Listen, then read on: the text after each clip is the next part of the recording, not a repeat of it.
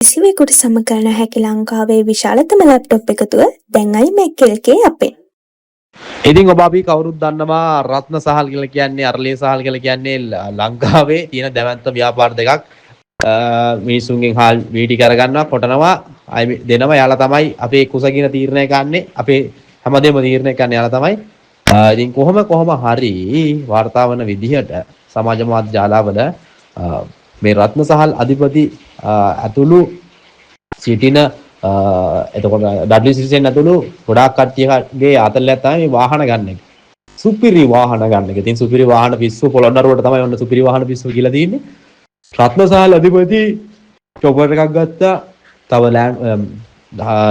හොඳ වාහනයක් ගත්තා. ඒ පාටින්ම වාහන දෙකක් ගත්තා. ඒ පාටින්ම එතකොට රොයල් රොයිස් වර්ගයේ වාහනයක් ගත්තා. ඒ වාහන ලෝකෙටම තියෙන සීමිත ගාණක්. ඉතින් ඔවුත් ගෙනාව ඒ වාහන ඉතින් තරඟට වාහන ගේනවා.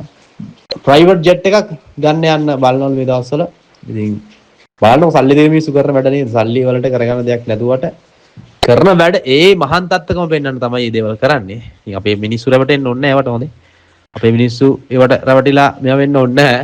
ඒ තමයි මේ වාලට විදින විදිහට වාල ජීවත් වෙන්නේ. යාලට තියෙන විදිහට යාල ජීවත් වෙයි. රයිට්?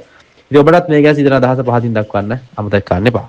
කිසිවෙකුට සමකරන හැකි ලංකාවේ විශාලතම ලැප්ටොප් එකතුව දැන් iMac LK අපෙන්.